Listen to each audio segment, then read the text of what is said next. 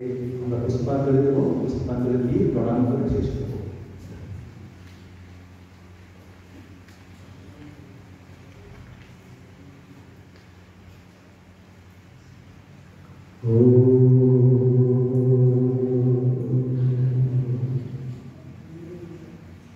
হৃদয় কমল মধ্যে রাধিকাম নির্বিকল্পম সদা সদভেদাতীতম স্বরূপম প্রকৃতি বিকৃতি শূন্যম নিত্যম আনন্দমূর্তিম विमलपरमहंसं रामकृष्णं भजामः निरुपमम् अतिसूक्ष्मं निष्प्रपञ्चं निरीहं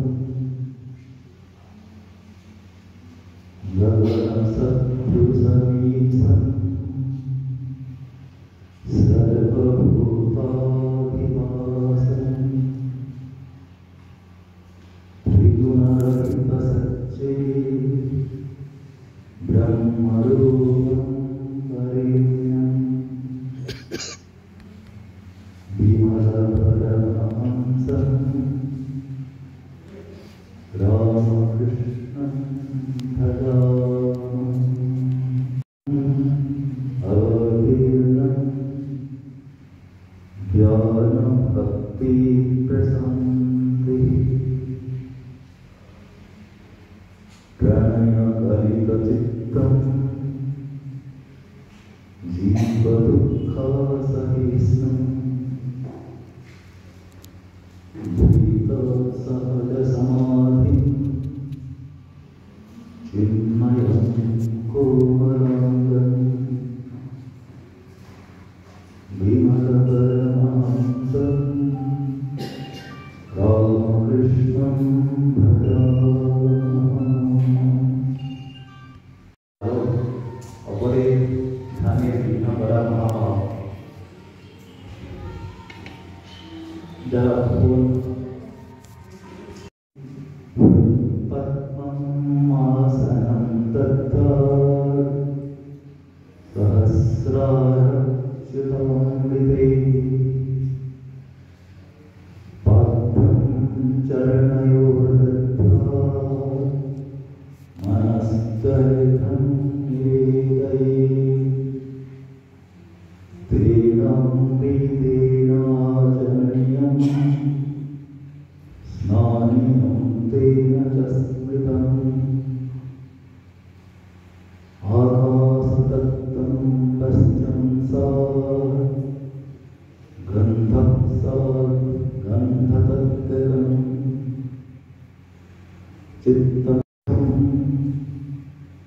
रूपं प्राणन्तकल्पये तेजस्तत्त्वं च दीपार्थं नैवेद्यं सा सुधाम्बुधिः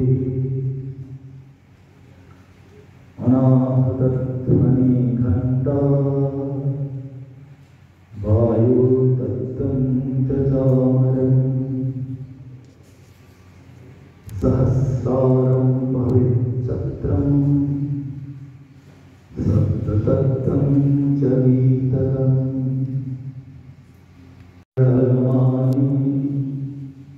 चञ्चलं मनसस्तथा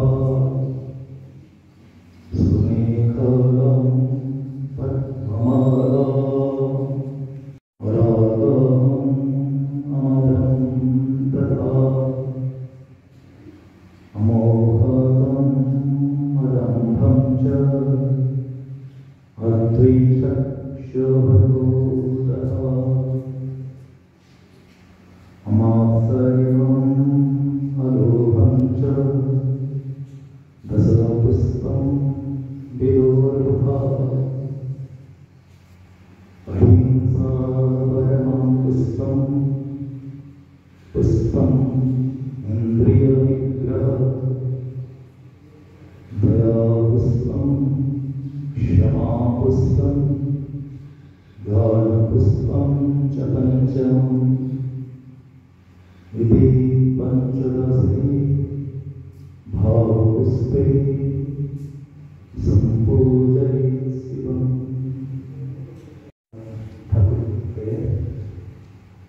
মাকে এবং স্বামীকে আমাদের পুষ্পাঞ্জলি প্রদান করব। মনে মনে চিন্তা করুন, এই ধ্যানের সময় আপনাদের শরীর এবং মন পবিত্র হয়েছে, আপনাদের আহ্বান মস্তিষ্ক সর্বত্র একটা পবিত্রতার ভাবনা বিরাজমান করছে। শ্রী রামকৃষ্ণ শ্রীমা সারদারাম স্বামীজি আপনাদের বাস্ত হয়ে আছেন, তাদেরকে আপনারা এই যে পুষ্প এবং বিল্লপত্র দিচ্ছেন, ভগবান খুব প্রসন্ন চিত্তে সেটিকে গ্রহণ করছেন। কেন না আপনারা বা নিজে পবিত্রতায় উন্নীত হয়েছেন। এখন আমরা প্রথমে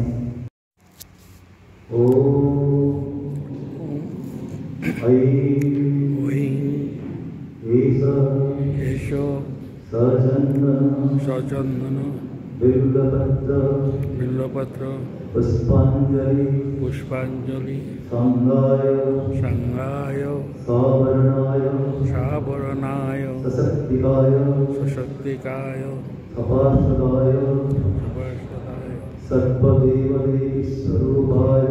সর্বদেবদেবী স্বরূপায়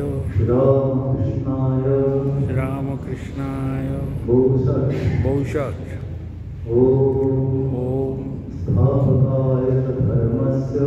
स्थापकाय च धर्मस्य सर्वधर्मस्वरूपिणे अवतार वरिष्ठाय रामकृष्णाय ते नमः। ओम शारदां देवीं रामकृष्णं जगद्गुरु पादपद्मे तयो श्रित्वा प्रणमामि मुहुर्मुहुः। ओम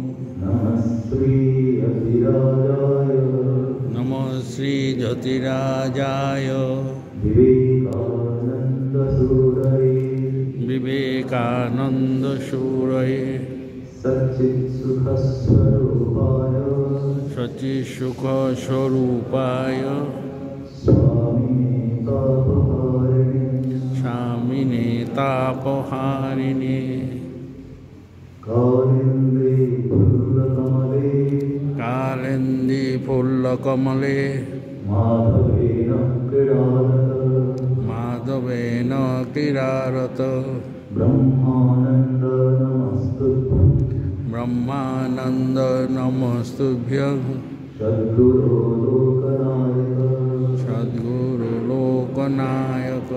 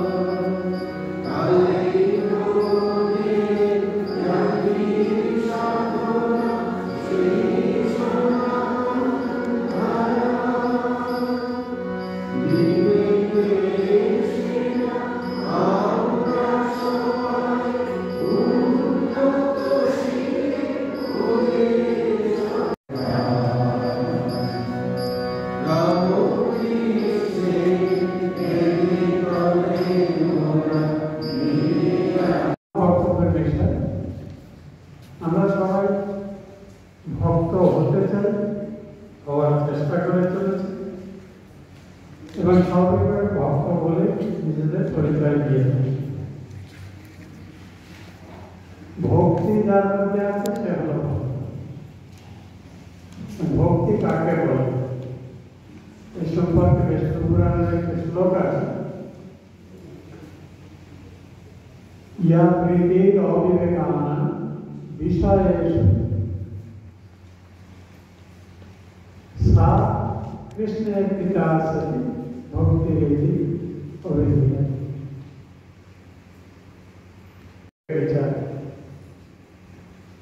এই বিবেক বিচার যাদের মধ্যে আছে তারা ভক্ত হতে পারে, অর্থাৎ সৎ এবং অসৎ, নিত্য এবং অনিত্যের মধ্যে বিচার করে নিত্যের জন্য অনিত্যকে বর্জন করবে, দীর্ঘস্থায়ী কল্যাণের জন্য ক্ষণস্থায়ী সুখ শান্তিতে প্রলোভন সৎ আকর্ষণ সেটাকে জয় করবে। ভগবানই হলেন একমাত্র নিত্য বস্তু আর সব আনন্দ। আর আলটিমেটলি জিনিসটা দাঁড়ায় ঈশ্বরের প্রতি অনুরাগ এবং বিষয়ে বিরাগ। ঠাকুর বারবার বলেছে বৈরাগ্যের মানে হল বিষয়ে বিরক্তি থাকে, ঈশ্বর অনুরাগ। এখন ঈশ্বর অনুরাগ করতে গিয়ে আমরা ঈশ্বরকে শুধু মন্দিরে বসিয়ে রাখি, সেটা না করে সংস্পর্শে আমরা সেই জীবজন্তু পশু পাখি এরা ঈশ্বর বর্জিত কেউ নয়, এটা মাথায় রেখে দয়া ক্ষমা ভক্তের কথা সংক্ষেপে ভক্তির আচার্য নারদের জবাব জিনিস। তো আমরা বেশিরভাগই কিন্তু ভক্তির উপর নিম্ন স্তরে অবস্থিত। আমরা কেউ মনে করতে পারি আমরা বড় ভক্ত, আমাদের অভিমান অহংকার। নারদই বলেছেন অভিমান বন্ধাদিক ত্যাজ্যম। ভক্ত বলেও যে অভিমান যেন আমাদের মধ্যে না থাকে, কিন্তু আমাদের অনেকের মধ্যে আমি বিরাট ভক্ত, অভিমান আছে। সেই জন্য দম্ভ অভিমান থেকে মুক্ত না হতে পারছে ভক্তবাসন। আমি মূলত ভক্তির উচ্চ পর্যায়গুলো চিন্তা না করে নিম্নতর পর্যায়ে গৌণী ভক্তি অনুসরণ করার চেষ্টা করে, সেটি আপনাদের যে ভেদদৃষ্টি সম্পন্ন প্রতি পুরুষ বা নারী, যার অন্তরে হিংসা, দম্ভ, ঈর্ষা ইত্যাদি আছে এবং সেগুলো বশবর্তী হয়ে অন্যান্য থেকে নিজেকে বড় বলে দেখানোর জন্য আমার সাধনা করে ভগবান তাকে ভক্তের পর্যন্ত থেকে বঞ্চিত করতেন, বলছেন এই ভক্ত তামাশ। কারণ কিন্তু যে ব্যক্তির মধ্যে কোনো ভেদভাব নেই, যে তার চারপাশে থাকা আপন হওয়ার সকলকে ভগবানের সত্তা বলে ভাগবতে আপনার মহানন্দ দেবের চরিত্র আছে, অপূর্ব। যিনি ভগবান দেখা দিচ্ছে, ভগবানের কাছে বলছেন আপনি আমায় এই সামর্থ্য প্রদান করেন যেন এই জগতে যত দুঃখ করে নিতে পারে, যাতে তারা এই দুঃখ থেকে রেহাই থেকে আনন্দের অধিকার করতে পারে। আমার কি হচ্ছে এরা তর্ক বিতর্কের ফলে বিবিধ মতের বিনিময় করতে গিয়ে বিরোধ, ঝগড়া, অশান্তি এভাবে সৃষ্টি হয়। এটা ভগবান ধ্যানে মগ্ন হতে আমাদের বাধা, আমাদের মনে হলেই ঢেউ খেলতে থাকে। ভক্তির শাস্ত্রাদি সাধ্যমতো পাঠ করতে হবে, আপনারা করেন না সে করে। জাগতিক সুখ সম্পদের ইচ্ছা করবেন না, ঈশ্বরের যে ভালো মন্দ যায় এসেছে এটাই যথেষ্ট। এটা সদুপযোগ করছে কিনা এবং ভগবানের সেবার জন্য, সাধু সজ্জনের সেবার জন্য, আমাদের থেকে যারা ভাগ্যহীন তাদের নারায়ণ জ্ঞানের সেবার জন্য ব্যয় করছে কিনা এটাই চিন্তা। সে যতক্ষণই আমরা লঘু কিছু আমরা শুনি।